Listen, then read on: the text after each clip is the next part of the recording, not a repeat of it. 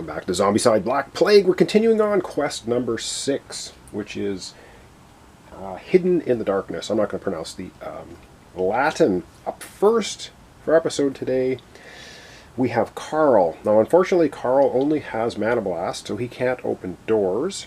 So he's pretty much can't really do anything, which is unfortunate, because I made some bad decisions in the last episode.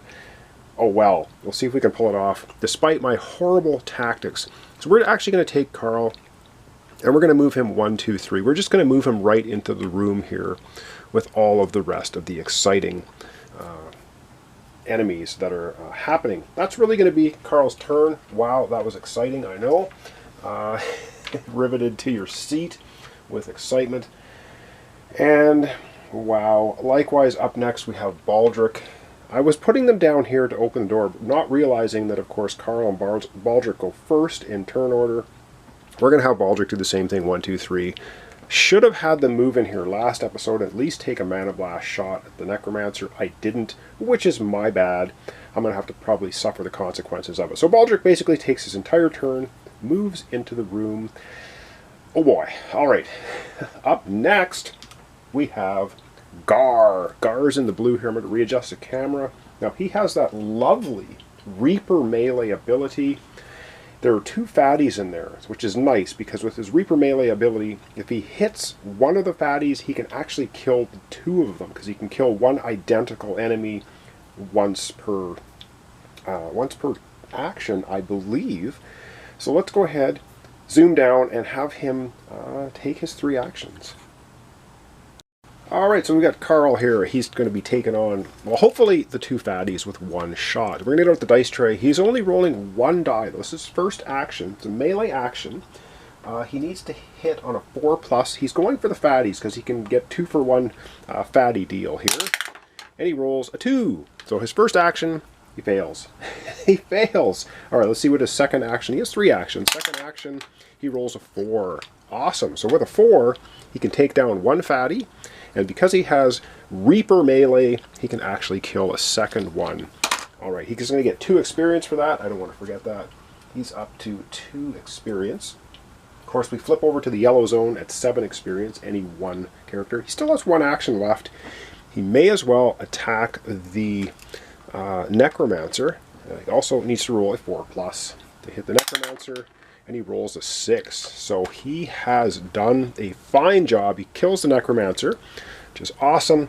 And we get to remove 1 spawn point from the board. I think we will remove it right from here. Get rid of that Necromancer spawn point inside the room. Alright, that's the end of Gar's turn. Doing a fine job. Up next, we have our little green character here, which is Spellbones. So let me think a little bit what I want to do with him, and then we'll come right back. Alright, I think what we're going to do with Spellbones, we're going to have him look at the objective. And to look at the objective, it's going to give him 5 experience, and it's the blue door. We have the key to the blue door, so I'm just going to put that. That is cool. Alright, we've already got the key to the blue door. That gives him 5 experience, which obviously does not knock him up into the yellow zone. He has 2 actions remaining. For his second action, then, he will search the room. So does he find anything exciting? He finds plenty of arrows. Okay, so there's lots of arrows in the room. You can only search once per your turn, so does he want to move out into the street? Or does he want to just remain where he's... I think he's going to take his final action. He's going to move out into the street zone, because we want to actually get down to these doors down here. Alright, up next, or up, I guess, last for this episode. It's going to be a really short episode. Of course, we do have the zombies to move next. Is going to be Clovis. Clovis pulling up the final turn here for the heroes. Clovis is right here. Let's have him take an action. Alright, and we have Clovis right here. His first action, he's going to move here. The second action, he's going to try to open up this door. I think we can see the dice tray here. He has 1 short sword. He will be hitting on a 4+, trying to open the door. And he rolls a 5, which is nice. So he actually does crack the door open. Of course, that is going to lead to issues. He has 1 action remaining, but we do now have to spawn in all these rooms. I have to back the camera out, and let's get spawning. Alright, we've got a ton of spawning to do. So we're going to start at this corner. So we have 1, 2, 3, 4, 5, 6, 7 spaces to spawn in. We're in the blue zone, so that's not bad. We're going to start up here. We have 1 walker. This is probably going to get a little crowded. We're going to have 1 walker show up here. This room, what do we have for a spawn? We have another 1 walker. And I did shuffle all these cards as well. And in the bigger room here, we are going to have 3 walkers. Okay, so it's getting a little bit crowded in here. A little bit crowded. It's a bigger room, so maybe there are more walkers in there. Makes sense. This room here, we are going to have Fatty. Okay, these guys are a little hard to take down unless you have a hammer or something. This room with the objective token is going to have 2 walkers. Wow. Okay, well, it's going to be a lot of experience, a lot of zombies as well. 2 walkers. This room, we'll do the little one here. It's going to have 1 runner. Ooh, man, okay, that's the first runner we've seen, as they, of course, stick to each other. A runner here in the last room with the yellow crypt door is a double spawn. Okay, so that actually means we're going to go back to this room and we're going to spawn twice there. Because the next spawn zone gets 2. So it's going to get a Fatty over here in this room and another spawn, because it was a double spawn. Gosh, another walker. Okay, so, okay, another walker. So, bottom line, we got 2 walkers, a Fatty here, a walker, 3 walkers, a Fatty, a runner, 2 walkers. Okay, Clovis has 1 more action remaining. What is Clovis going to do? He is going to, I guess, do nothing, because if he moves into the room, the walker or the runner is going to attack him. So basically, I think we're going to forfeit kind of the rest of his turn. Yeah, we're going to have him do nothing. So kind of a waste of. I mean, he can move into the street somewhere. Does he want to do that? Or not bother? I think he's not going to bother. He can just stay there. Up next, of course, we're going to have all the zombies move, so we'll come right back and do that, and then we're going to be spawning at the end of our episode. And before I get to all the spawning, I'm going to retroactively do one thing. I am going to have Clovis back off to here, and the reason I'm doing that is if the runner's going to activate, obviously, he's going to get into Clovis's space, but if we get a double activation for the runner, it's going to do 2 damage to Clovis, so that's not good. So if he gets another activation, he'll just move in and do 1 damage. So that's kind of why I'm just backing Clovis off 1, just for that reason. Alright, let's get to the spawning. Again, we start up the upper left. It's going to be spawn, first spawn, second spawn, third spawn, and fourth spawn. Well, let's get to it. Oh, but let's first move all the zombies. I think I can move all the zombies on screen here. Pretty much have everything in here. So these guys are just going to, of course, walk 1 space. That's the only way they can go. This walker in the upper right is going to move here. We have 2 walkers down here. They're just going to go, of course, out into this section of the board. And then the only other zombies we have are all inside the building here. The runner, like I said, is going to run. He does 2 actions out to here. These walkers are going to walk up to here. The Fatty's going to move here.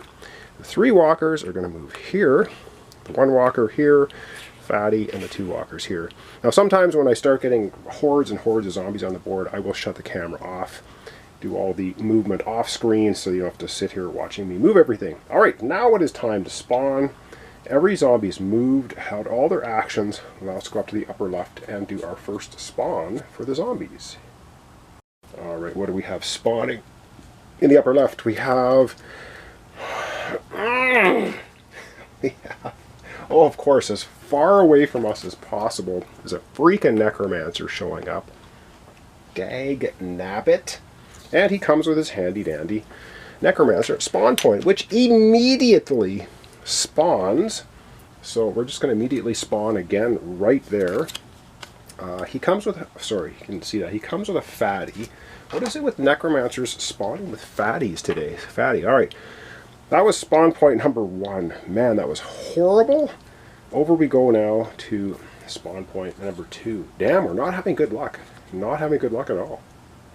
All right, second spawn point up there. We are going to see, we get 3 Deadeye Walkers. Yes, Deadeye Walkers come in hordes, I find. And yes, I've added the Deadeye Walkers. I don't think I mentioned that first episode. So we're going to get 3 Deadeye Walkers. Oh man, and they have a range of 3. So once they move here, yeah, oh goodness, this is problematic. Now we did find the blue key already, so if we can find the yellow key, we can make a bum rush for the exit and try to win the scenario. Alright, we have 2 more spawn points. Let's get to it. Alright, so the bottom left spawn point here, we have, what do we have here? We have 1 Deadeye Walker. Okay, the Deadeye Walkers are now starting to show up on the board. 1 Deadeye Walker, and the final spawn point for our episode today in the bottom right hand corner. Let's get to that one. Alright, last time we had nothing spawn there, and I feel like we're not going to get that lucky this time. Of course, we're all in the blue zone still. We have a double spawn. Oh, good lord. So the double spawn, we're going to go back up to the top left and spawn twice. Oh my good god, this is not good. So the first of the double spawn is nothing in sight. Okay, we dodged that one. The second of the double spawn is 1 more fatty. Wow! So the Necromancer again shows up with a couple of fatties. Oh boy. So we get 2 fatties here. Necromancer, a couple walkers. Ooh, this is not good. Alright, I'm going to zoom out. We're going to wrap up our episode for today. Alright, we're wrapping up our episode for today. We did find the blue key, so that's good. We got a runner here. We got Clovis. We got, what his name is, Spellbones. We got the other 3 here. I think these 3 are going to do searches next time. We need to get some more items. We need to get down to the Yellow Crypt to grab the 2 artifacts, which probably will help us out a lot. And in the meantime, time is running out on us. We got a damn Necromancer now way over in the left-hand side of the board. That is really problematic in a big way, because if he gets to an exit point, his spawn point becomes permanent, and then we're going to have 5 spawn points on the board. Ouch. Alright, so thanks so much for watching along. Thanks for your comments, subscriptions, likes. Really appreciate it. Join me next time for the continuation of Zombicide Black Plague with Baldrick's Bumbling Band. And, yeah, oh my goodness, I am getting worried that this is going to be a nasty playthrough. Alright, thanks so much, and we'll see you in the next episode. But of course, what would an episode be without a correction? The runner was in this room, and as you can see, there's a wall here. So he didn't jump through the wall. He would have gone 1, 2. So this runner will actually be in the room with the 2 walkers. I backed Clovis off because I thought the runner could get here, but the runner can't. So I am not going to back Clovis off. I'm going to leave him here. I wanted to leave him 1 space away from the runner in case of a double activation. So that should fix that 1 error.